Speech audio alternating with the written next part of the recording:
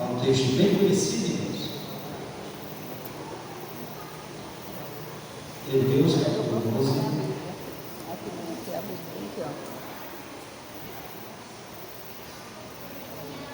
Nós vamos ler só alguns versículos.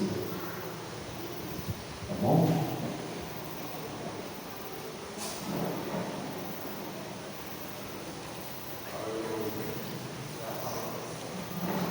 Hebreus 12.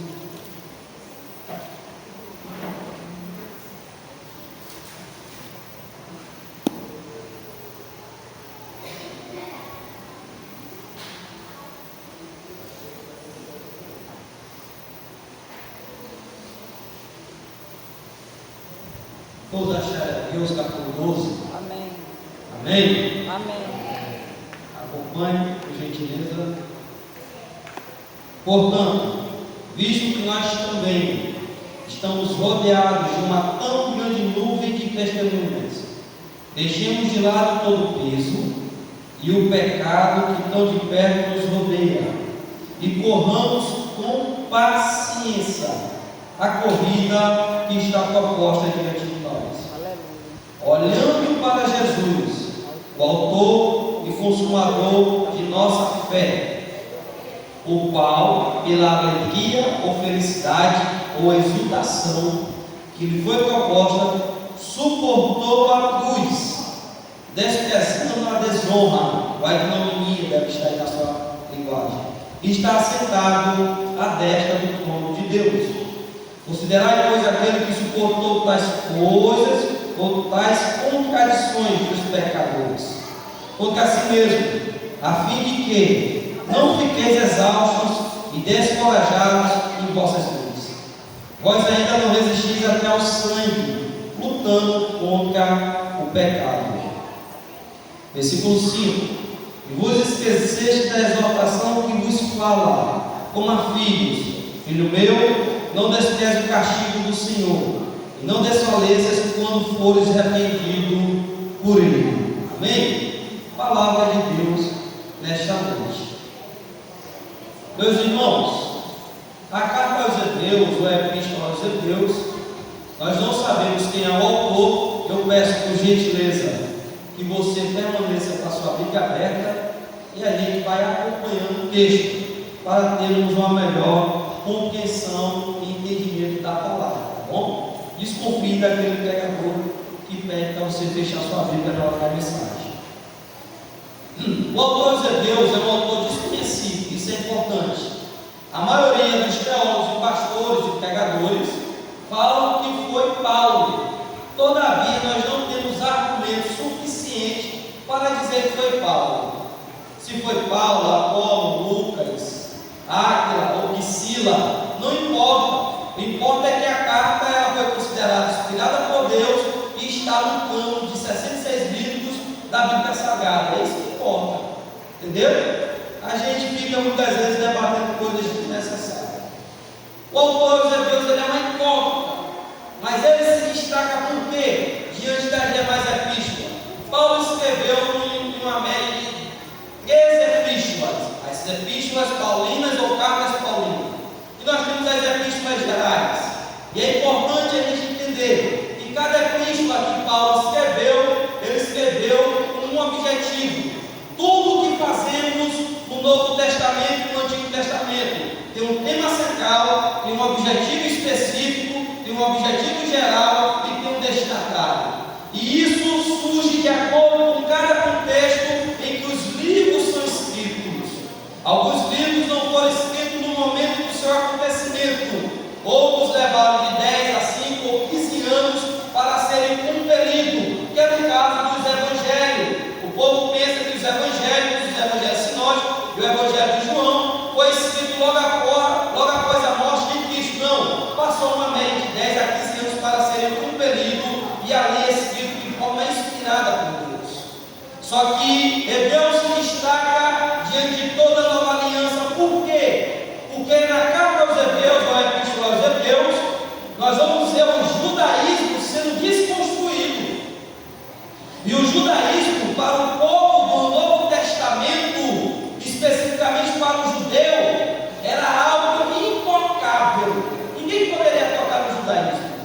foi hoje mencionado na EBD, que Cristo foi crucificado porque ele chegava no meio dessas festas judaicas e falava: vocês estão festejando, mas isso está fazendo menção a mim. E o povo se ofendia, porque falava: ninguém nunca viu a Deus, Deus nunca se manifestou de forma corpórea no Antigo Testamento. Aí chega um homem chamado Jesus, lá de Nazaré, um local totalmente desprezível, que não tem nada bom de Nazaré na perspectiva humana. Aí este homem chamado Jesus, ele chega e diz assim: quem vê a mim, vê ao Pai. Aí o povo fala assim: esse daí é um herege. Quando chega em Hebreus, nós não sabemos quem é o autor, ele vai desconstruir, irmãos, e é lindo. Ele vai falar assim: Jesus é superior aos anjos. Aleluia. E os judeus, eles tinham a mania que isso é um dom. Lá em Romanos capítulo 12, o dom de ser hospitaleiro, de hospedar, de receber anjos na sua casa. E Paulo faz menção a esse dom, ao dom de repartir também. O povo tinha a mania de entender que os anjos e o mensageiro tinham a disposição do povo de Deus. Mas Jesus é superior aos anjos. E ele começa a desconstruir, buscando a soberania de Cristo na nova aliança daí. Ele vai falar: tudo que foi criado foi feito e é sustentado pela palavra de Jesus. E até aí tudo bem. Mas quando chega um determinado ponto, ele vai tocar nas figuras emblemáticas, nas referências do judaísmo. Ele vai dizer: Moisés, o maior legislador de Israel, ele é mordomo da casa, e Jesus é Senhor. E aí o povo já começa a ter uma rejeição nessa carta. Aí ele vai mais além. Sabe quem é Arão? Aquele que foi instituído por Deus, um sacerdócio araônico. Jesus é superior ao sumo sacerdote araônico. Por quê? Porque o sacerdócio dele é segundo a lei e a ordem de Melquisedeque. Aleluia. Aí ele está vendo, sabe, os sacrifícios humanos, sei, eles são obsoletos para salvar. E o que é obsoleto? Algo inútil, supérfluo e desprezível. Mas o sangue de Cristo é suficiente. Quando chega no capítulo 12, ele vai encerrar essas informações acerca de Jesus e vai falar assim: tudo isso eu vos falei para mostrar que nós estamos caminhando uma carreira que nos foi proposta. Aleluia. O objetivo do autor de Hebreus é mostrar a soberania. Mas a soberania em quê? Em mostrar que Deus que nos arregimentou, Ele é grande, e Ele é soberano, e Ele nos ajuda a percorrer a carreira que Ele nos colocou. E quem está percorrendo essa carreira? Todos aqueles que um dia aceitaram Jesus. Aleluia. Isso mesmo. Todos que estão membros e congregados, aqueles que são batizados no Espírito Santo e os que não são, aqueles que têm o nome no rol de membros ou não, mas um dia aceitaram a Jesus, estão correndo a carreira da fé. E a carreira da fé ela não é fácil, porque aquele que nos arregimentou, ele nos mostrou que o caminho é estreito e apertado, desgastante e doloroso.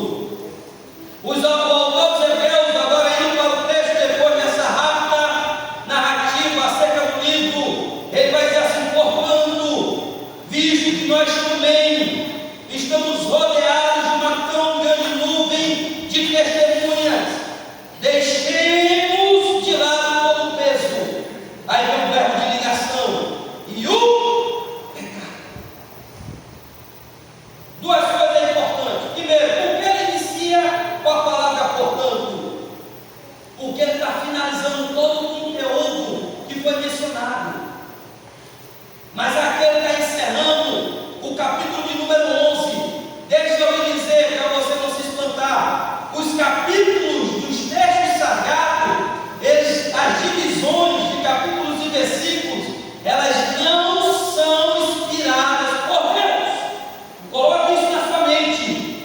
Divisão de capítulo e versículos que tem acima dos capítulos dizendo assim, é epígrafe. Quando você vai ver a história do samaritano, está dizendo como um bom samaritano, mas o texto chama ele de bom, então não é inspirado, a gente tem a essência disso. Os textos, as divisões de capítulo e versículo não são inspirados, porque o texto bíblico ele foi escrito de forma corrida, sem capítulo e sem versículo. O homem que Deus capacitou, deu graça e fez a divisão para fazer uma melhor compreensão da narrativa. Todavia, isso não anula a nossa interpretação de forma coerente e bíblica e com edificação no nome do Senhor. Aquele vai dizer assim, portanto, ele fecha o capítulo de número 11. E o capítulo de número 11 fala de quê, irmão Tiago? Ele fala dos heróis da fé, que não foram heróis. Isso é importante essa parte. Ele fala dos heróis que não foram heróis. Por quê? Porque todos eles erraram. Todos eles erraram. O autor de Deus quer mostrar que de toda a galeria do herói da fé, da lei sacrificial, de toda a lei judaica, do judaísmo, só um é perfeito. E quando pegamos um exemplo de vida isolado, nós passamos a ser legalista. E o Evangelho não é sobre homens, é sobre Deus desde o princípio.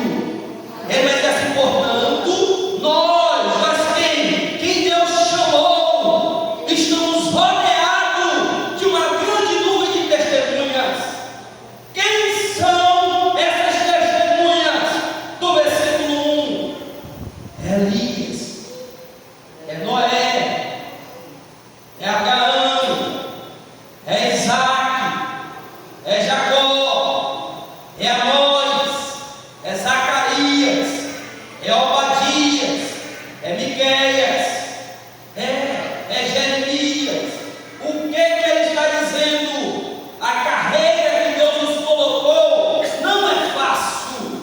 Ser cristão não é fácil. Quando eu falo ser cristão, eu não estou falando de apenas sentir e manifestar a presença de Deus de forma ali de vez em quando na nossa vida. Eu estou falando de uma vida embasada e consolidada no Evangelho, que muda o caráter, que muda o trato com a família, que muda o trato com o funcionário, que muda a relação dentro de casa, que muda a relação quando estamos caminhando na rua, e todos em uma só voz diz, ali vai verdadeiramente um homem e uma mulher de Deus. Ser cristão, biblicamente, é isso. Aleluia. Não é nominal. Nominal é título, nominal é cargo, nominal é roupagem, é máscara. Essa carreira é para quem foi vocacionado. E todos que estão aqui são vocacionados. Aleluia. Lucas capítulo 9, versículo 23. E dizia a todos: se alguém quer vir após mim, negue-se a si mesmo, e a cada dia tome a sua cruz e siga-me. A vocação para servir a fé.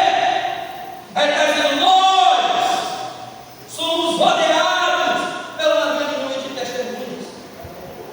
E por que, irmão Tiago? Deixa eu lhe dizer.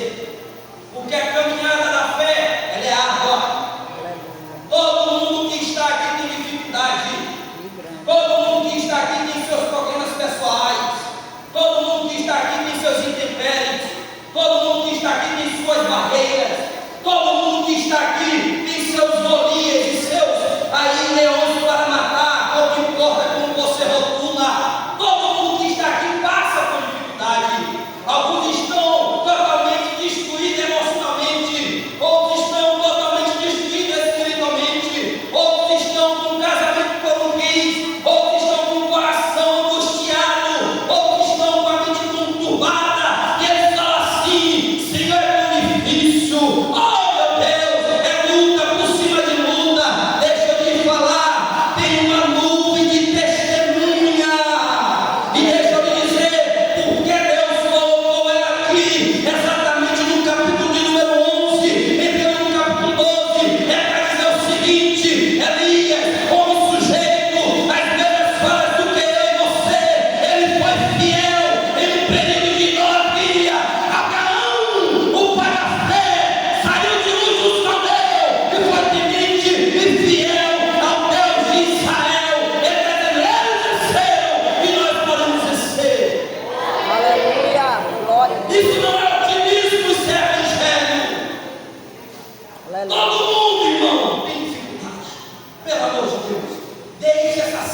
que Elias calar. Só eu, Senhor, só eu que sofro, só eu que padeço. Não, todo mundo padece. Eita, meu Deus. E o que nós devemos fazer? Continuar caminhando. Ai, Glória a Jesus. Aleluia. Continuar caminhando. Deixa eu lhe falar. E não se escandalize, não. Nenhuma justificativa ela é aceita diante do soberano para nos fazer parar. Eu não vou por causa disso. Eu não vou por causa disso. Convido qualquer um que está aqui na igreja, está me assistindo online, para me provar biblicamente que uma justificativa aqui para eu dar a Deus e dizer: Senhor, não dá mais, eu não consigo, eu sou falho, é muita coisa para mim. Não tem justificativa que venha dar para Deus que seja aceitável para dizer assim: eu vou parar. Qual é o conselho que eu e você que estamos sofrendo? Vamos fazer que nem nosso pastor nos ensina. Olha para a Bíblia, está bem aqui. Nós vamos fazer algumas coisas para a gente permanecer firme e consolidado na fé. Primeiro, deixando de lado todo o peso e o pecado que nos rodeia, e corramos com paciência. O peso. E daqui é interessante. Por quê? Aleluia, Jesus. O povo tem a mania de pegar essa palavra peso e o pecado e dizer que é a mesma coisa, mas não. A análise morfológica aí está separada e é ligada pelo lugar de ligação. Pode ler o texto português. É duas coisas distintas. O peso aí é o que Paulo fala lá em Timóteo. Requer que aquele que almeja episcopar, excelente ao que almeja, seja marido de uma só mulher, não dado ao vinho. Aí ele fala assim: não se embarace com o quê? Por quê? Não se embarace com o quê? Com as coisas deste mundo ou desta vida. Aqui está o peso. Deixa eu lhe dizer: nenhuma bênção que Deus nos dá, ela se tornará um obstáculo quando ela é recebida no tempo de Deus. Tudo que vem de Deus, do autor e consumador da fé, ela vem para nos fazer avançar no reino. Aleluia. Aí não diga porque eu estou ali com a bênção que Deus me deu e está me distanciando. Está errado, não é isso. Bênção de Deus nos distancia. Bênção de Deus nos aproxima. O peso hoje na igreja contemporânea, no mundo imediatista que nós temos hoje, é o que acontece muito. Às vezes está 24 horas dentro da igreja. Eu falei isso hoje cedo para alguns roqueiros. Nem sempre fazer a obra de Deus é fazer a vontade de Deus. Mas deixa eu lhe dizer, convém que nós temos que ter uma constância na fé, uma atividade ativa no reino de Deus que é físico, que é a igreja do Senhor. Todavia, alguns, ou a maior parte da igreja contemporânea, deixa algo se tornar um peso na sua vida, no trabalho, a criação dos filhos, os sonhos, os projetos, e não pode. Deixa eu lhe dizer, é Deus primeiramente. E quando nós entendemos isso, nós vamos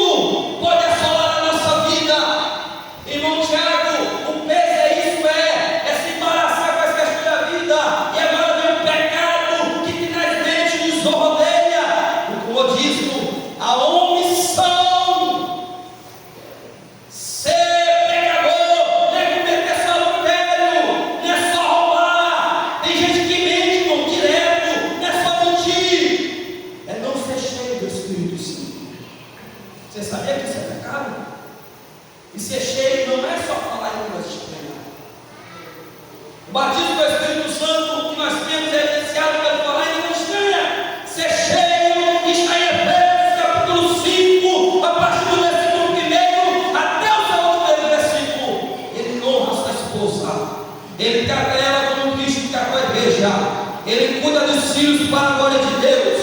Ele não só ama os filhos, nem ela só ama os filhos. Ele se congrega com os filhos e ela se congrega com os filhos.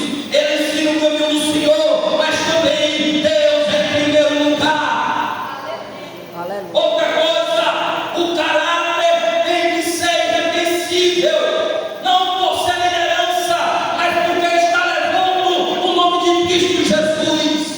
Olha, nós vivemos tempos difíceis na caminhada cristã, e muitos empresários sabem disso, que pouca gente quer fazer negócio com crente. Porque não paga direito. Não, ou vou pagar e depois. Não, vou pagar. Esse é o pecado que nas vezes nos arrodeia.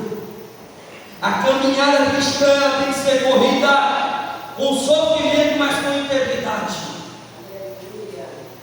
É importante ressaltar isso. E com que, irmão Tiago? Não vai dar tempo que a gente tenha Santa Ceia, mas eu vou falar todo esse com paciência a corrida que está proposta diante de nós. E aqui eu vou encerrar. Nós corramos, só que ao correr aqui, só quem já fez exercício em academia, ou pilates, falou que eu vou aqui paga para correr na rua, como nome? O CrossFit, paga para correr na rua. Quem fez exercício aí, quem anda de bike, ou quem fez uma caminhada longa, quando nós estamos correndo ou pedalando, a gente é levado ao desgaste, que o músculo começa a doer. E aí a gente fala, rapaz, não aguento mais não, é muito doloroso. Esse correr aqui é isso. A gente não precisa falar em termos, ou coisa toda é falar em termos muito é desnecessário. Não precisa falar o significado, sabe? O real sentido. E esse correr aqui é isso. Ele está dizendo assim, nós vamos correr, mas como? É aquilo que vai nos levar ao desgaste extremo. Vai requerer de nós tudo. Mas é com paciência. Glória a Deus. Não é de qualquer forma. A grande realidade é que muitos têm corrido de forma desorientada e sem olhar para o autor e consumador da fé. Porque o que o autor quer dizer, os irmãos do Antigo Testamento venceram, nós podemos vencer. Nós podemos vencer como? Tirando o peso. Nós podemos vencer como? Lutando contra o pecado que está nos rodeando. Nós podemos vencer como? Com paciência.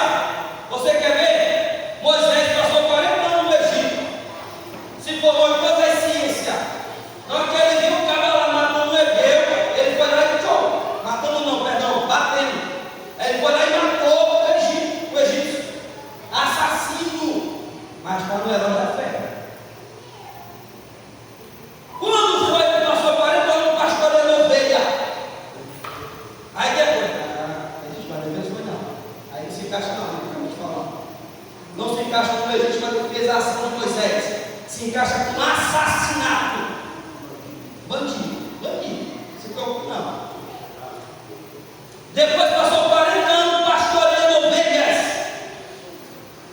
Pensou que estava pronto. Estava não. Foi pastorear gente. Para você ver o que é paciência. 120 anos, Deus trabalhando no caráter dele, para ele chegar e Deus falar assim, toca na rocha. Ele faz o quê? Ele bate.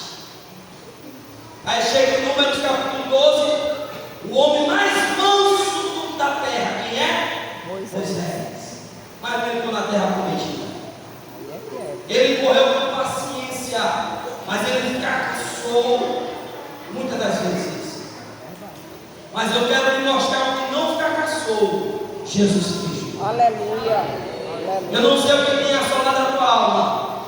Eu não sei o que você tem colocado no reino. Deixa eu lhe dizer. Vamos fazer uma oração sincera.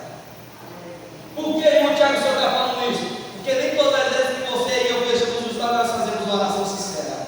Nós fazemos muitas das vezes com pragmatismo e prática diária de orar.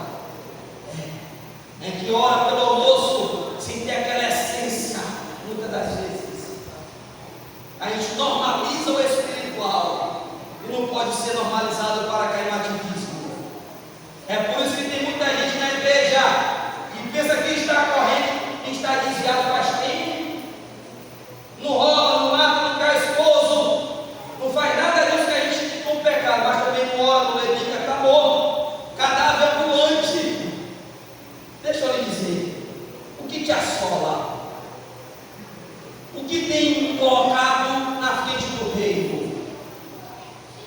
Qual é o pecado que tem assolado a minha alma? Eu sei o pecado que tem assolado a minha alma. Você sabe o pecado que tem assolado a tua alma. E aquele que diz que não sabe é mentiroso. Todo mundo aqui, fala aí, confesso que eu gostei. Cada um conhece o seu espinho. E a confiança está certo. E diante disso nós não devemos correr dele. Nós devemos recorrer à força em quem? Em Cristo. Aleluia. E pedir Jesus ajuda eu correr. Eu quero chegar no céu. Irmãos, nós temos vivido grandes bênçãos. Eu digo por mim, Deus tem praticamente feito portões e me dado bênçãos magníficas e grandes.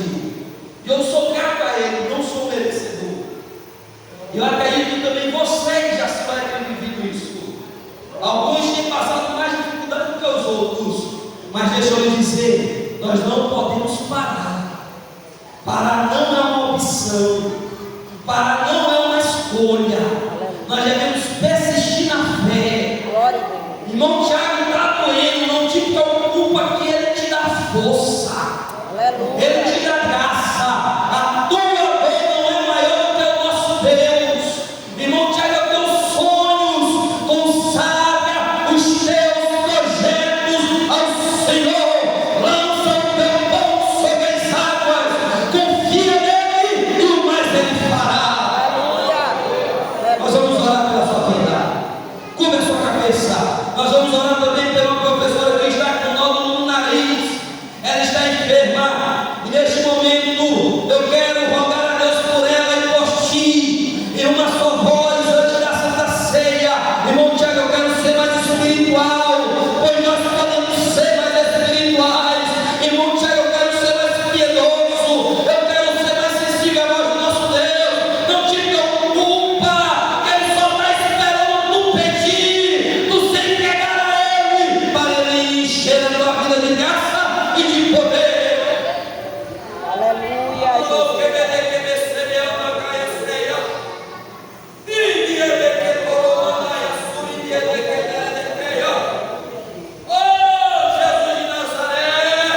Aleluia, Jesus. Aqui está o teu povo, Pai querido e Pai amado.